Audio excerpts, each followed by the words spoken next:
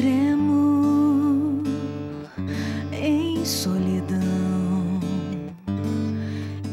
estamos sós. Quem vai por mim? Não sei lutar e a guerra vai chegar. Se existe solução, não posso enxergar.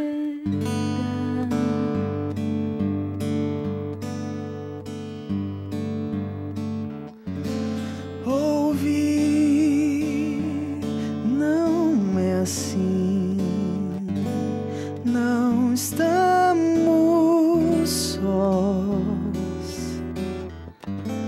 Homens de paz irão lutar por nós. Do alto vem o seu poder. Eu peço ao general que abra o teu olhar para que possas ver.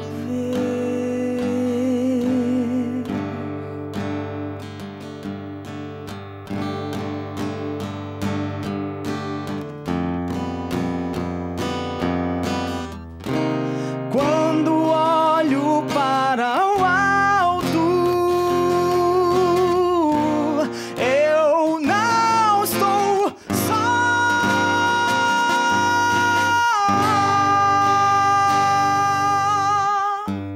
Tu vês, eu vi poder sentir. Quem vê, quem vem, quem faz, sem mesmo batalhar, tudo virá paz.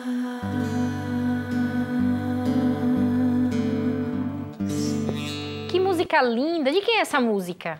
É do Estevão e do Jefté. Que tem sempre uma parceria, né? Eles sempre fazem compõem músicas juntas e sempre músicas lindas também. Um abraço para o Jefté e para o Estevão, que já estiveram aqui no Conexão, são os nossos parceiros também. E você pode participar e interagir conosco do nosso tema do dia, cristianismo e o bom humor. Qual a relação entre essas duas palavras? Tuita pra gente, participa no nosso Facebook também. Está aparecendo na sua tela, facebook.com/Conexão Jovem, facebook.com/Conexão Jovem Oficial. E por falar em Facebook, eu quero mandar um abraço aqui para algumas pessoas, para a Jéssica Mendes, Adriana Cachoeira Silva, para a Carla também, a Cristiana Santos, estão conectadas com a gente. E a Flavinha Couto está participando do nosso tema. Ela fala que cristão tem que ser bem-humorado. Jesus é alegria e vida em abundância. Quem o segue tem que transmitir essa alegria e bom humor verdadeiros e sadios. Isso é importante, né? Imagina, você está carregando Jesus em sua vida e você anda triste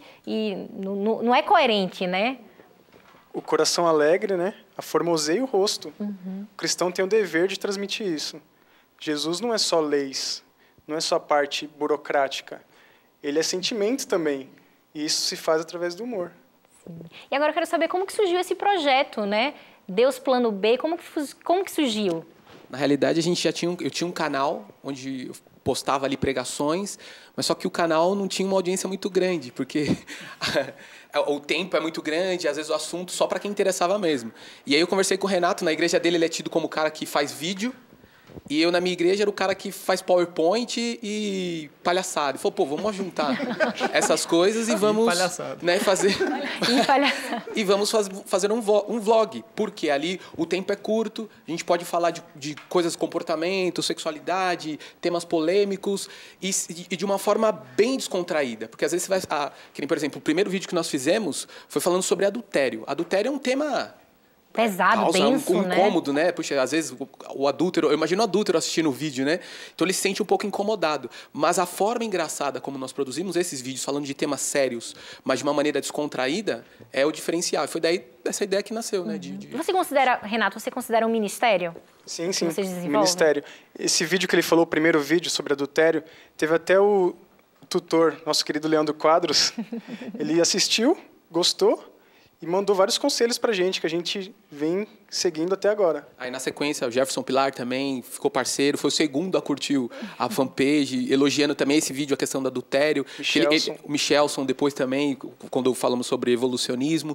Então, você vê que vai atingindo vários segmentos diferentes, mas de uma forma engraçada. E a mensagem vai sendo levada também. Às vezes a gente tem uma ideia e alguns padrões, né, que a gente vai se acostumando. Não existe uma forma de pregar, né? Só. Então, várias pessoas vão ser alcançadas de vários jeitos, né? Então, não existe uma forma específica para que a mensagem seja pregada, né? Sem dúvida, sem sombra de dúvidas. E o humor nunca pode ser prioridade também, né? Ele deve ser um recurso disponível para você usar. Prioridade é enviar a mensagem. É a mensagem. Muito bom. Agora, Marcena, será que nós temos, às vezes, uma resistência na comunidade religiosa com a questão do humor por conta de uma carga histórica que o humor traz? Que, assim, geralmente para ser engraçado tem que ter pornografia, tem que falar mal dos outros. Será que essa já é uma carga que a gente traz histórica e cultural também? Eu acredito que sim, né?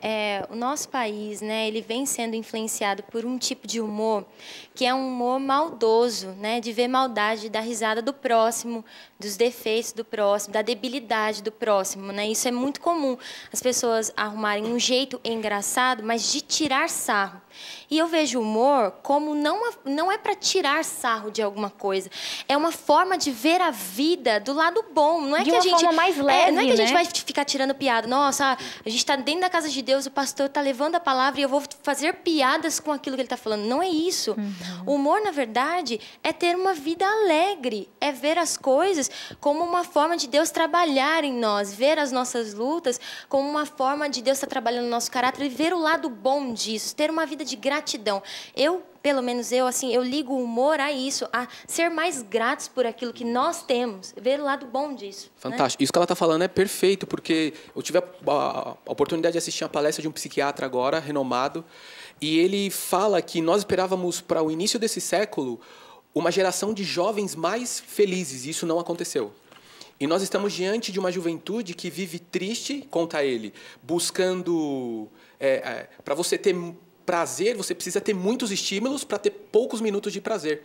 E ele diz que uma das razões de você ver hoje os stand-up crescendo, os programas de TV, de humor crescendo, é devido a esse vazio que as pessoas procuram nesse suposto humor, que não é humor.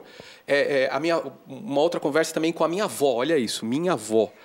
Ela me ensinou duas palavras, falando em relação a esse tema, você comentou agora, humor e chocarrice, que há duas diferenças, são palavras opostas, e ela me ensinou isso. Ela falou, olha, humor é um estado mental que reflete aquilo que vai dentro de você, coisas boas que você quer colocar, aquilo que você pegou, você não vai ofender ninguém com isso, diferente da chocarrice, que ela produz respostas rápidas, zombarias elaboradas para você ofender, usar...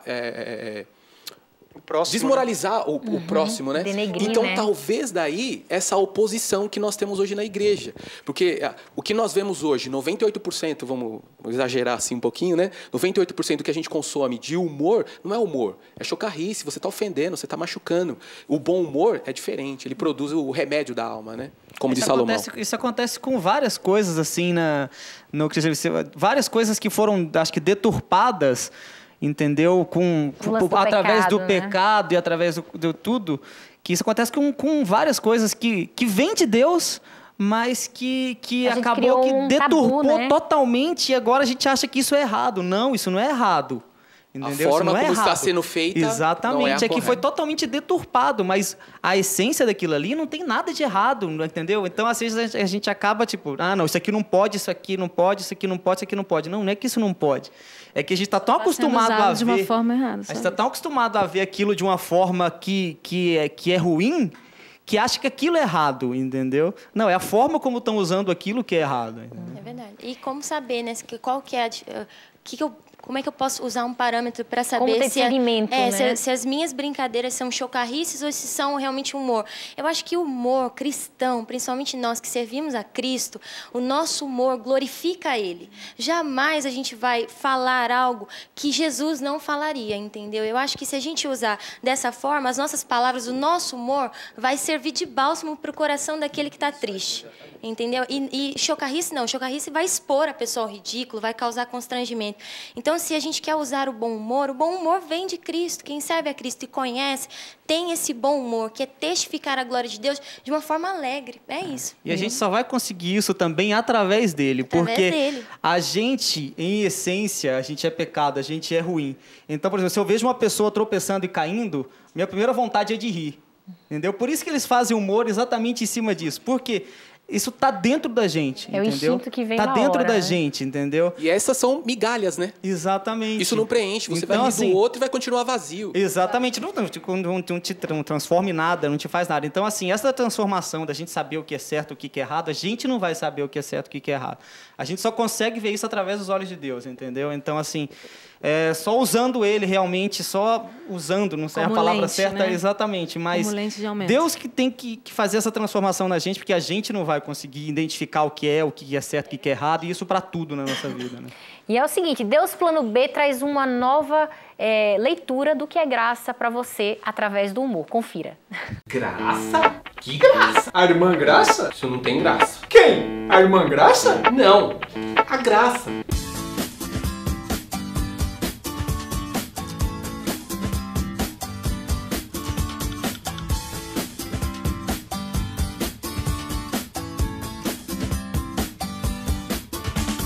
Toda igreja tem uma irmã que se chama Graça. Na minha, não. Pois é, os cristãos hoje vivem um período chamado Graça. Hoje estamos debaixo da graça. Da irmã Graça? Não, do período chamado graça. Mas o que é graça? Graça nada mais é do que um favor imerecido. Carinho, quando você merecia. Graça é como se fosse aquela dívida infinita que você tem com um cartão de crédito e eles te ligam dizendo: Senhora, a sua dívida infinita foi paga. Dona da Coopercard achou graça ante a senhora, mesmo a senhora sendo uma caloteira. Ou seja, Papai do Céu te ama tanto que a sua graça aceita você do jeito que você é. Se eu for gay, Ele te aceita. Se eu for punk, Ele te aceita. se eu for um assassino, Ele te aceita. ai gato, e se eu for prostituta? Ele te aceita. se eu for um maníaco, Ele te aceita. e se for um crente mentiroso, fofoqueiro, ladrão, hipócrita, violento, boca suja, adúltero, fornicador, sem amor? Sim, Ele te aceita. Estamos no tempo da graça.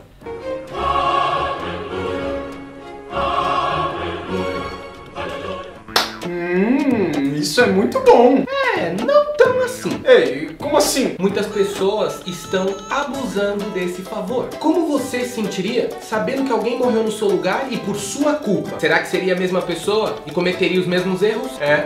Alguém morreu por seus erros. E você vai continuar vivendo a mesma vida errada? Amigo, a graça ela não é um passaporte para o pecado. Ela é o meio providenciado para que você não continue vivendo a mesma vida errada, né? A graça verdadeira, quando aceita, ela te transforma. Quando a graça te transforma, você deixa de ser dessa pessoa. Aquele que roubava, ele não rouba mais. O que transava com a namorada, não transa mais. O que era mentiroso, não mente mais. O que era soberbo, não é mais.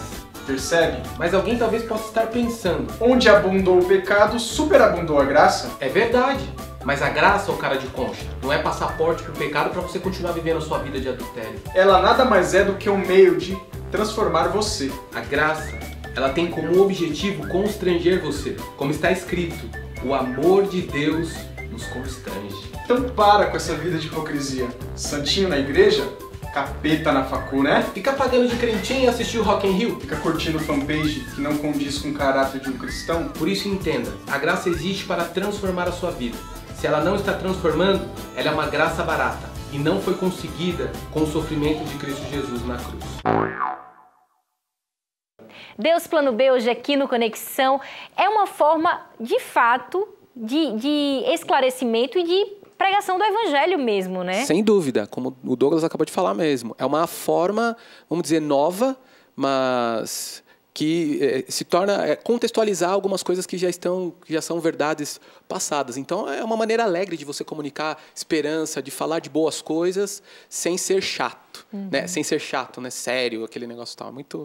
É gratificante, assim, esse trabalho. Como que vocês pensam os temas, Renato? É isso que nós acabamos de ver sobre a graça. Como que vocês vão pensando? Nós começamos bem amadores, né? Os roteiros, quem planeja é o querido Wesley. Eu fico com a parte de edição. Mas tanto o roteiro como a edição, a gente vai ajudando um ao outro. E sempre fundada na Bíblia e nos livros de espírito de profecia. A maioria das coisas a gente se inspira no que a gente vive mesmo. Na igreja, a vida pessoal, que nem, por exemplo, sou casado. Apesar de ser jovem, sou casado, né? Então, e você vive muitas coisas engraçadas na vida de casado. Cada mico que você paga dentro de casa, e eu gosto de escrever bastante. E aí você vai criando em cima daquilo que você vai vivendo. Você vê uma situação que você passou num restaurante, na igreja, numa viagem, e você começa a escrever sobre aquilo. E você vai perceber que outras pessoas vão se identificar também com isso, o que potencializa também aquilo, porque a identificação é algo muito forte. Ela vê uma situação, ela fala, puxa, já passei por isso. E o que torna também esse laço torna uma pregação mais dinâmica, né? Um negócio mais vivo. Sabe o que eu estava pensando aqui? Que a sociedade está tão invertendo os valores que, às vezes, quando você é uma pessoa de bem com a vida, uma pessoa que você sorri para todas as outras, você, às vezes, não é levado a sério em determinados ambientes. Por exemplo, um ambiente acadêmico. Se você não é sisudo, se você não tem uma postura, né? Provavelmente, você ri demais e dá gargalhada, você, de repente, não vai ser bem visto. Então, tem determinados ambientes que, se você não tiver uma postura séria e sisuda, você não é bem visto, você não passa credibilidade, né? E seria exatamente o contrário. O que vocês pensam sobre isso? O humor tem um poder, uma ferramenta muito grande de quebrar objeções, né? Um sorriso ali é a janela da alma. Você consegue transmitir várias coisas com um simples sorriso. Quer falar, Douglas? Eu? Esse rapaz gosta de falar aqui. Ele gosta de falar aqui. Eu sou tímido, não falo muito não. Então vamos fazer o seguinte, vamos pensando, vamos para um rápido intervalo. Daqui a pouquinho estamos de volta no nosso último bloco. Não sai daí, até já.